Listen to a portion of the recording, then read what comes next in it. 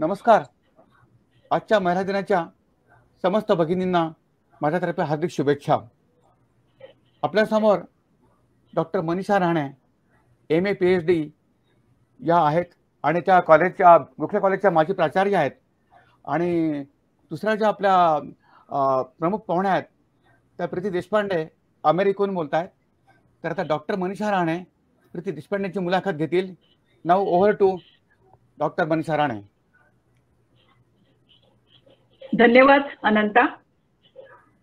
होते घर हेच तिचे वावरण्याचे क्षेत्र, चूल आणि मूल हेच तिचं कार्यक्षेत्र.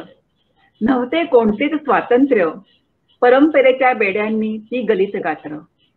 आहे थोर विभूतीचे ऋण, पायातल्या बेड्या पडू लागल्या गळून. होण्या सबळ सक्षम सबळ नारी, कर्तृत्वाच्या आकाशी घेतली भरारी. कर्तृत्वाच्या आकाशी घेतली भरारी. नमस्कार. नमस्कार. सोशल मीडियाच्या या प्लॅटफॉर्मवर मी डॉक्टर मनीषा राणे आपल्या सगळ्यांचं स्वागत करते. प्रथम मी स्वागत करते आपल्या आजच्या ज्या गेस्ट आहेत प्रीती देशपांडे यांचं. महिला दिन. नमस्कार. महिला दिन आंतरराष्ट्रीय महिला वर्ष 1975 साली युनोने जाहीर केलं. त्याला आता 50 वर्ष बरोबर झाली. स्त्रियांचे प्रश्न, स्त्रियांच्या समस्या, स्त्रियांचं दुय्यम या अनेक गोष्टी यावर मात करून स्त्रीने जी भरारी घेतली आहे त्याला तोड नाही. खरं तर मी जसं म्हटलं की समाज विभूतींचं ऋण आहे या ठिकाणी, आणि म्हणून प्रथम मी वंदन करते राजाराम मोहन राय, ईश्वरचंद्र विद्यासागर, डॉक्टर गोपाळ गणेश आगरकर, सावित्रीबाई फुले, महात्मा ज्योतिबा फुले, डॉक्टर बाबासाहेब आंबेडकर या सगळ्या विभूतींचं ऋण आपल्यावर आहे. आणि म्हणूनच आपण आज ही एक सबळ सक्षम नारीकडे झेप घेतलेली आहे. खरं तर खूप स्त्रिया आहेत, आपल्या आजूबाजूला अनेक सामर्थ्यवान स्त्रिया असतात आणि त्यांचं कर्तृत्व हे अनेक इतर स्त्रियांना प्रेरणादायी असतं. आणि म्हणूनच या ठिकाणी आज आपण आपली एक मैत्रीण जी अमेरिकेमध्ये राहते आहे गेल्या अनेक वर्षापासून, तिचं एक ओळख आपल्या सगळ्यांना व्हावी आणि म्हणून हा एक या ठिकाणी आपण छोटासा प्रयत्न करत आहोत. नमस्कार प्रीती. नमस्कार मनीषाताई आणि धन्यवाद. मी तुला असे विचारेन की सर्वप्रथम तू तुझी ओळख आम्हाला करून दे. मी तुझं नाव, तू कुठे राहतेस, तुझं शिक्षण कुठे झालं आणि तू काय करतेस. मग नंतर आपण तुझ्या विषयीची जी यशोगाथा आहे किंवा तुझं जे व्यक्तिमत्व आहे ते व्यक्तिमत्व उलगडण्याचा मी प्रयत्न करेन. चालेल. तर मी प्रीती देशपांडे. आता गेली 25 वर्ष मी अमेरिकेत आहे. नाशिकमध्ये लहानाची मोठी झाले, पण इकडे आल्यास सॅन फ्रान्सिस्को, कॅलिफोर्निया मधलं सॅन फ्रान्सिस्को इथे जवळपास 20 वर्ष राहिल्यानंतर आता कॅलिफोर्नियाची जी कॅपिटल आहे, राजधानी सॅक्रामेंटो, तिथे आता स्थायिक आहोत आम्ही. आणि मी IT मध्येच म्हणजे इन्फॉर्मेशन टेक्नॉलॉजी मध्येच काम करते गेले अनेक वर्ष. वेगवेगळ्या पदांवरती काम केलंय. आणि आता मी जेव्हा आम्ही सॅन फ्रान्सिस्कोच्या जवळ होतो तेव्हा तिथल्या म्हणजे सिलिकॉन व्हॅलीतल्या सगळ्या लहान मोठ्या IT कंपनीज मधनं, प्रायव्हेट सेक्टर मधनं काम केलं. पण आता सॅक्रामेंटो हे गव्हर्नमेंट हब आहे, त्यामुळे मी आता गेली जवळपास 6 वर्ष इथल्या कॅलिफोर्नियाच्या गव्हर्नमेंटसाठी काम करतेय, पण इन्फॉर्मेशन टेक्नॉलॉजी मध्येच. किती छान. म्हणजे ही कर्तृत्वाची भरारी जी आहे ही भारतातच नव्हे तर आपल्या 7 समुद्रापलीकडे जाऊन गेली 25 वर्ष तू अमेरिकेमध्ये आहेस आणि तिथे तुझ्या व्यक्तिमत्वाला एक वेगळी झळाळी प्राप्त झाली आहे हे निश्चित. म्हणजे तिथल्या गव्हर्नमेंटमध्ये तू काम करते आहेस आणि ही आमच्यासाठी निश्चितपणे एक अभिमानाची गोष्ट आहे. तर हे काम करताना तुझं काही अनुभव तू आम्हाला सांगशील आणि मग आपण इतर विषयांकडे, तुझं काम तू काय करते आहेस आणि तुझे अनुभव थोडेसे जर सांगशील तर छान होईल आम्हाला. चालेल ना. जेव्हा आपण प्रायव्हेट सेक्टरमध्ये म्हणजे गुगल, फेसबुक म्हणजे आता मेटा किंवा अशाच काही सन मायक्रोसिस्टीम्स वगैरे ज्या पूर्वीच्या मोठ्या कंपनीज, IBM अशा कंपन्यांसाठी काम करतो किंवा मोठमोठ्या banks, bank of America, Wells Fargo ह्यांच्या इन्फॉर्मेशन टेक्नॉलॉजी ह्या सेक्टरमध्ये काम करतो, तेव्हा तिथला एक दृष्टिकोन वेगळा असतो. प्रायव्हेट सेक्टर हा प्रॉफिट मेकिंग मध्ये असतो. पण ऑफकोर्स म्हणजे आपण म्हणतो तसं America is a land of opportunities, आणि राईटफुली सो. इकडे आल्यानंतर मलाही वेगवेगळ्या क्षेत्रांमधनं म्हणजे फूड इंडस्ट्रीमध्ये, ह्या सगळ्या म्हणजे वेगवेगळ्या इंडस्ट्रीजमध्ये, बँकिंग सेक्टरमध्ये, फायनान्स सेक्टरमध्ये आणि सॉफ्टवेअर डेव्हलपमेंटमध्ये, ह्या सगळीकडे जिथे जिथे इन्फॉर्मेशन टेक्नॉलॉजीचा वापर असतो किंवा प्रोजेक्ट्स असतात, ते वेगवेगळ्या इंडस्ट्रीमधले प्रोजेक्ट्स डिलिव्हर करण्याचं काम मी करत आली आहे.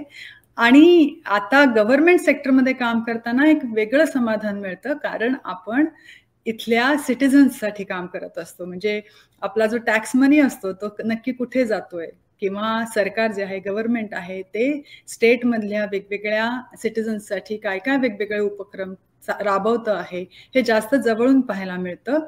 आणि आपण इतक्या वर्ष जे प्रायव्हेट सेक्टरमध्ये काम करून जो अनुभव मिळालाय तो आता गव्हर्नमेंट सेक्टरमध्ये देताना किंवा तिथे त्याचा जेव्हा उपयोग होताना दिसतो तेव्हा त्याचं एक वेगळं समाधान मिळतं, कारण it's feels like it's a community work. आपण समाजासाठी काहीतरी करतोय अशी एक भावना निर्माण होते. खूपच छान. इथे मला एक आवर्जून सांगावं असं वाटतं की 25 वर्ष अमेरिकेत राहून सुद्धा तुझी मराठी भाषा अतिशय उत्तम आहे. म्हणजे खूप कौतुकास्पद आहे. म्हणजे खूप वेळा असं होतं की जरा कुठे 2-4 महिने अमेरिकेत जाऊन आलं की ओ मराठी भाषा, मराठीना तर सवय गेली वगैरे अशा पद्धतीने बायकांना बोलताना ऐकलेलं आहे मी. आणि तुझं खरंच प्रथम या ठिकाणी निश्चितपणे कौतुक करते की किती सुंदर तू मराठी बोलते आहेस. कारण तुझं मराठी पण जपलं आहेस. आणि कारण मला माहिती आहे की तू हे सगळं जे काम करतेस ह्या कामाबरोबरच अनेक तुझे जे अष्टपैलू गुण मला म्हणजे थोडेसे माहीत झाले आहेत. तू छान कविता करतेस, तू हार्मोनियम वाजवतेस, तू सूत्रसंचालन करतेस. अनेक वेगवेगळ्या प्रकारचे कार्यक्रम तुम्ही अमेरिकेत राबवतात आणि त्या सगळ्या कार्यक्रमांमध्ये तुझा अतिशय सक्रिय सहभाग असतो. म्हणजे सांगायचं झालं तर ते तूच सांगशील मला असं वाटतं की इव्हन म्हणजे पुस्तक तुमच्या दारी जी विनायक रानडेंची कल्पना आहे त्याचाही तू तिथे म्हणजे अमेरिकेमध्ये त्याचंही तू काम करते आहेस. तर अशी जी वेगवेगळी कोणती कामं म्हणजे ही तर तू स्वतःच जे आहे म्हणजे आपण म्हणूया की नोकरी म्हणा, जॉब म्हणा, हे जे तू करते आहेस ते तर करतेच आहेस. ते तर खूप कौतुकास्पद आहे सरकारमध्ये काम करणं ही गोष्ट. आणि तुझा दृष्टिकोन तो जो व्यापक तू सांगितला आहेस की समाजासाठी आपण काही काम करणं, तर हे निश्चितपणे खूप महत्वाचं आहे. तर आणि हे प्रेरणादायी सुद्धा आहे. तर ह्या बरोबरच तू जी इतर अनेक कामं करतेस त्याच्याबद्दल तू आम्हाला सांगशील. जरूर मनीषाताई, तुम्ही मराठीबद्दल कौतुक केलं, धन्यवाद. बट आपण माय मराठी म्हणतो, त्यामुळे जगाच्या पाठीवर कुठेही गेलो तरी आपण आपल्या आईला विसरतो का? तसंच ती आपली भाषा आपण विसरू नाही शकत. आणि नुसतं आपणच भाषेचा वापर करणं ही एक गोष्ट नाहीये, पण आपल्या मुलांमध्ये सुद्धा ती रुजवणं, मुलांना पण ती शिकवणं, लिहायला वाचायला. इतकं सुरेख वाङ्मय आहे मराठीमध्ये, साहित्य आहे. आपण देश सोडून कामासाठी बाहेर आलोय म्हणून आपली संस्कृती किंवा आपलं जे कल्चर आहे ते त्यांच्यापर्यंत पोहोचवणं हे पालक म्हणून आपलंच कर्तव्य ठरतं. आणि त्यामुळे त्यांच्याशी घरात बोलताना हे अगदी खरं आहे की बाहेर आम्ही जेव्हा काम करतो, जॉब करतो, तेव्हा अमेरिकेत असल्यामुळे इंग्रजी हीच भाषा मुख्यत्वे वापरली जाते. परंतु घरात असताना आपण हे व्यवधान नक्कीच पाळू शकतो आणि आपल्या भाषेविषयी आपलं जे प्रेम आहे ते आपण असंच वृद्धिंगत करू शकतो. आपल्या मुलांमध्ये ती पुढच्या पिढीमध्ये ते रुजवू शकतो असं मला वाटतं.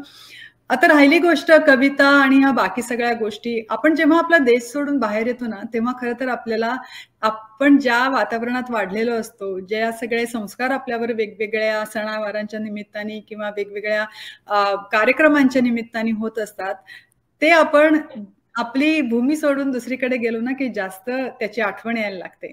आणि मग त्या आठवणीच्या रूपाने जेव्हा त्या गोष्टी वर यायला लागतात तेव्हा आपल्याला वाटतं नाही आपण इथेही काहीतरी करायला पाहिजे. आणि मी एकटीच नाही, आमच्यासारख्या इथे 90च्या दशकात आलेल्या किंवा आमच्याही पूर्वी अनेक कुटुंब भारतातनं इकडे आलेली आहेत अमेरिकेमध्ये. नुसत्या अमेरिकेतच नाही, जगाच्या पाठीवर कुठेही जेव्हा आपण मायभूमी मातृभूमी सोडून जातो तेव्हा ज्या गोष्टी आपण बरोबर घेऊन जातो आणि त्यांची जपणूक करण्याचा प्रयत्न करतो, त्यातनंच मला वाटतं माझ्या या सगळ्या कलागुणांचा इकडे जास्त म्हणजे मी सातत्याने ते करू पण शकले. आणि त्याच्यामुळे झालं असं की वेगवेगळ्या आपल्या मराठी किंवा भारतीय वेगवेगळ्या लोकांच्या संपर्कात मला त्याच्यामुळे राहता आलं.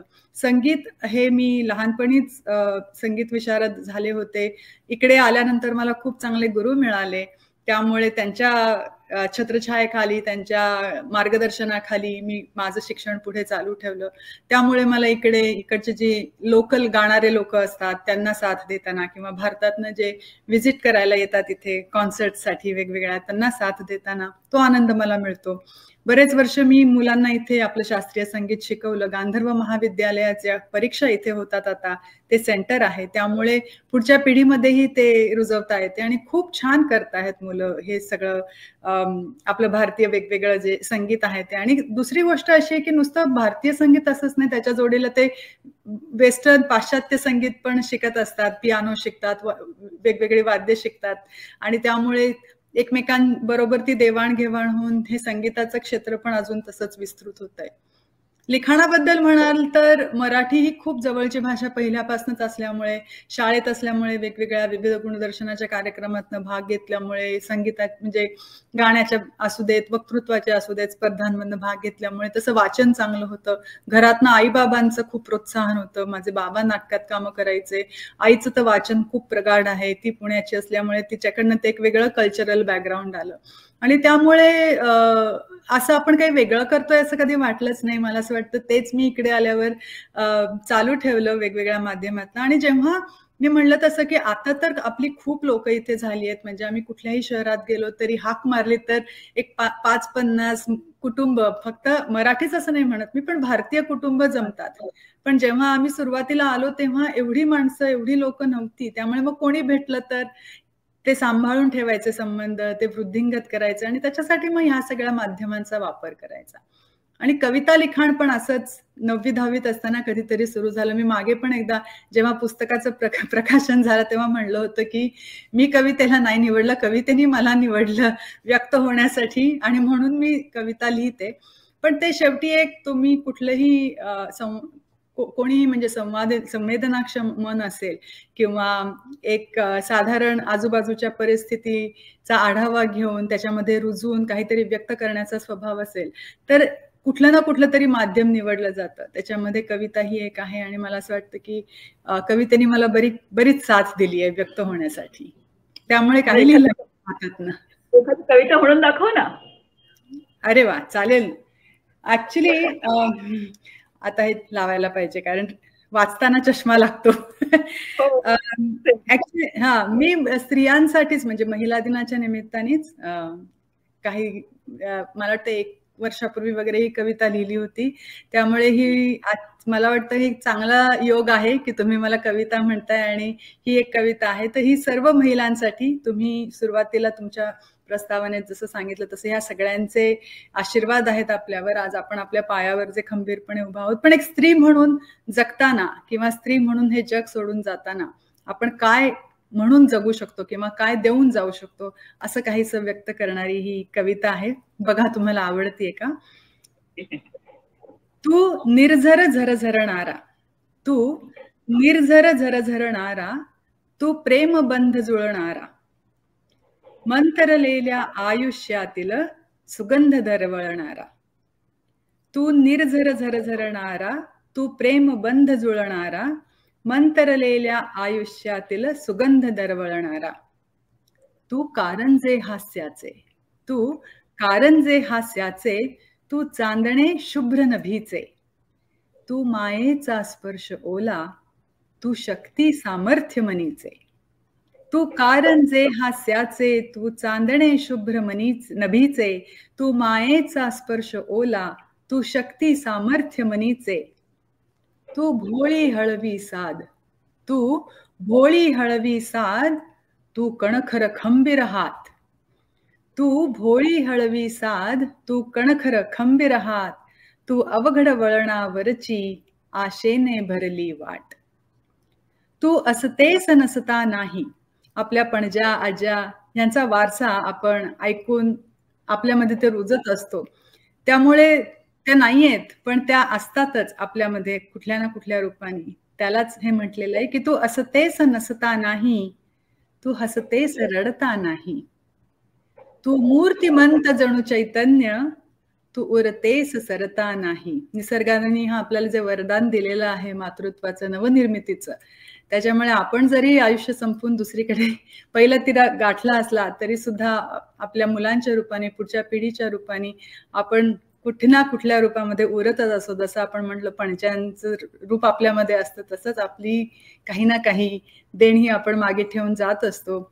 आणि हे सगळ्या स्त्रियांच्याच बाबतीमध्ये हे आहे, खरं आहे. त्यामुळे हे त्यांना अर्पण की तू मूर्तिमंत जणू चैतन्य, तू उरतेस सरता नाही.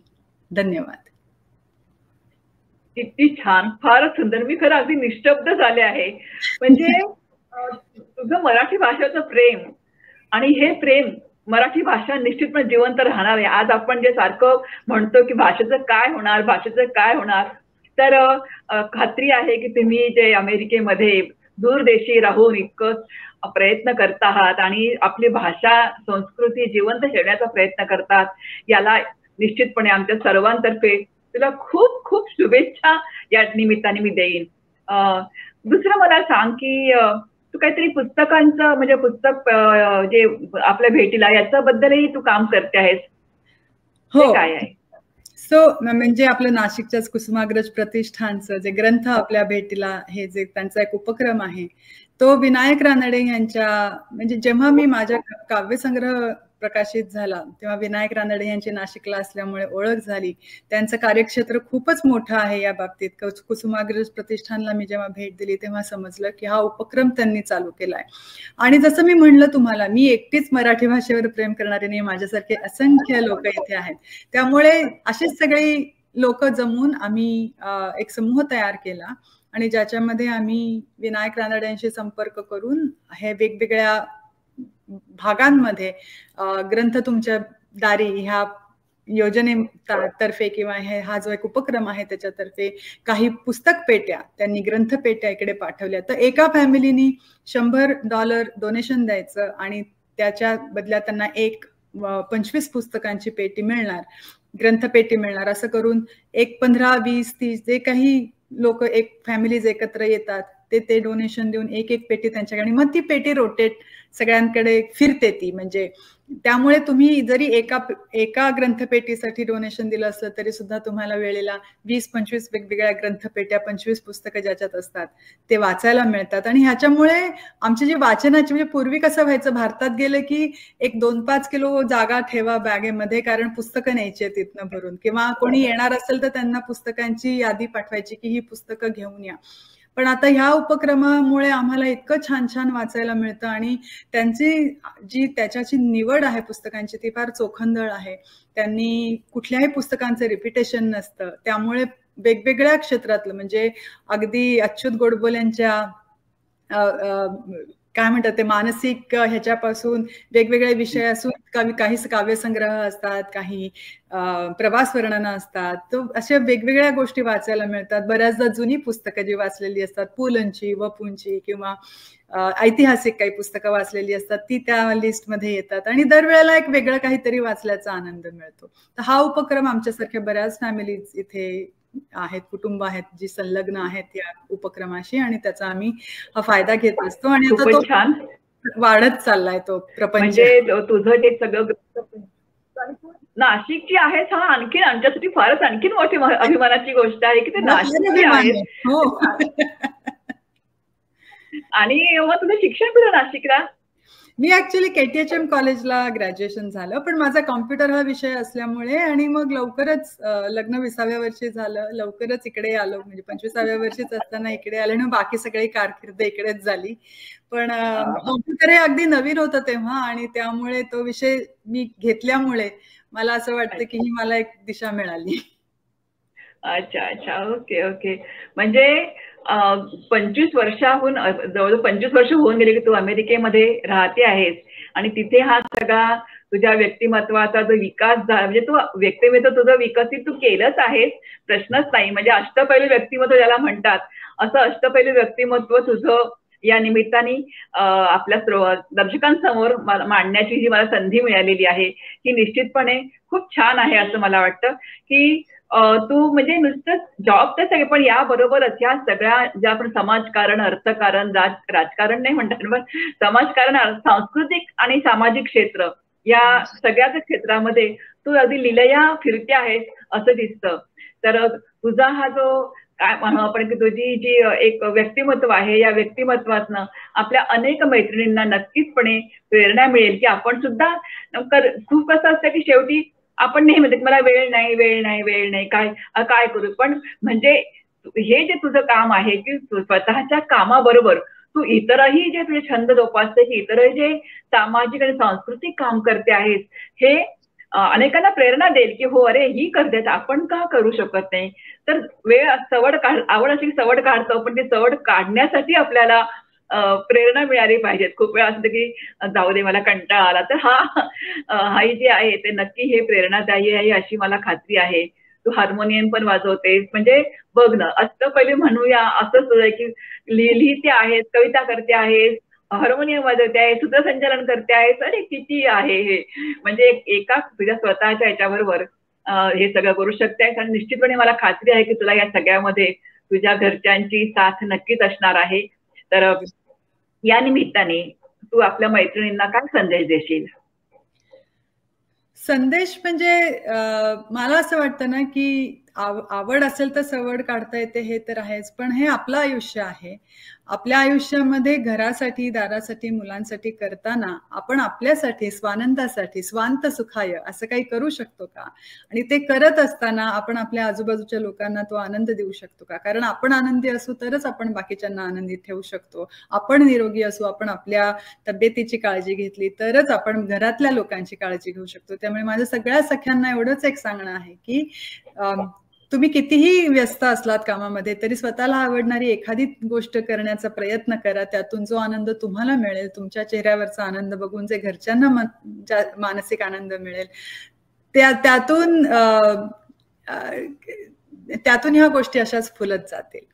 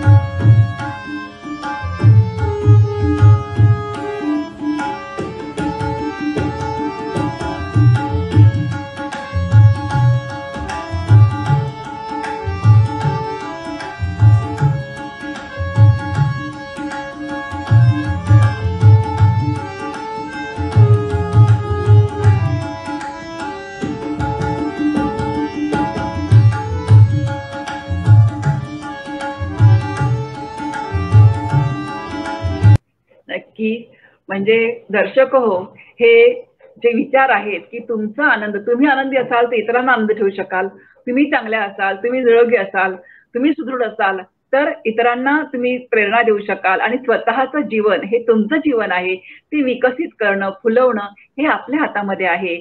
आणि हा संदेश या माध्यमातून आपल्यापर्यंत पोहोचवण्याचा प्रयत्न प्रीतीच्या माध्यमातून म्हणूया आपण की प्रीतीने जे केलेलं आहे तर ते आपल्यासाठी निश्चितपणे प्रेरणादायी आहे. ह्या निमित्तानं मी तिला तिने जी आपल्याला बोलण्याची आपल्या समोर जी ती व्यक्त झाली आहे त्याबद्दल तिचे मनपूर्वक आभार मानते. आणि आता ओव्हर टू अनंताकडे मी आपला माईक सोपवते आहे. नमस्कार डॉक्टर मनीषा राणे, आपण प्रीतीची छान मुलाखत घेतली. आजच्या महिला दिनी माझा समूह एक WhatsApp समूह आहे. समूहाचं नाव आहे मराठी काव्यधुंदी. या समूहाचे सदस्य नेहा तलाठी यांनी नारी शक्ती नावाची कविता लिहिली, ती तुम्हाला सादर करण्याचा प्रयत्न करतो. नारी शक्ती. हे नारी ही तुझी कहाणी, रूपे जरी तव अनंत असती, अनादी काळापासून आज नसे त्यास कुठली गणती. माता पत्नी ताई आत्या मावशी मामी जरी असशी, आजी आणिक नणंदबाई सारी नाती तू जपशी. शुष्क जगी या वावरताना कसरत सारी तू करते, स्वतःवरच्या निज विश्वासाला सदा सर्वदा तू जपते. अनंत अडचणी आणि आपदा आल्या तरी ना डगमगते, कर्तृत्वाच्या आधारावर सर्व मिळवण्या धडपडते. संस्कृती आणि संस्कारांची जणू शोभते खाण जगी, तुझ्यासारखी जगात नाही खरी निस्वार्थी अंत्यागी. आजकालच्या जगात साऱ्या क्षेत्र असू द्या जरी कोणते, बुद्धी आणि कुशल साथीने विश्वात ललया वावरते. उत्तुंग यशाची शिखरे गाठी कुठे कधी ना कमी पडते, अन्यायाच्या विरोधातही पदर खोचून उभी राहत असते. आता सारे जाणू आपण, नारी शक्ती कमी लेखू नका, स्त्री पुरुष हे समान असती, सत्य आजचे विसरू नका, सत्य आजचे विसरू नका. अशी कविता आहे.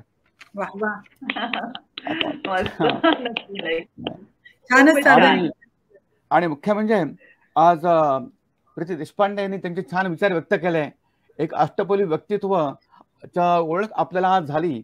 मुख्य म्हणजे अमेरिकेत राहून सुद्धा या सॉफ्टवेअरच्या सहयोगाने आपल्याला प्रत्येक त्यांची मुलाखत डॉक्टर राणे यांनी घेतली. त्यामध्ये प्रीती देशपांडेचे मनपूर्वक अभिनंदन. आणि दुसरं असं की त्यांच्या जीवनात त्यांनी यशोगाथा सांगितली. त्यांच्या जीवनाची यशोगाथा आजच्या पिढीला मार्गदर्शक ठरावी, आजच्या तरुण पिढीला मार्गदर्शक ठरावी अशी मी या निमित्ताने आशा करतो. आणि सर्वांना महिला दिन शुभेच्छा देऊन आजचा कार्यक्रम संपला जाहीर करतो. धन्यवाद.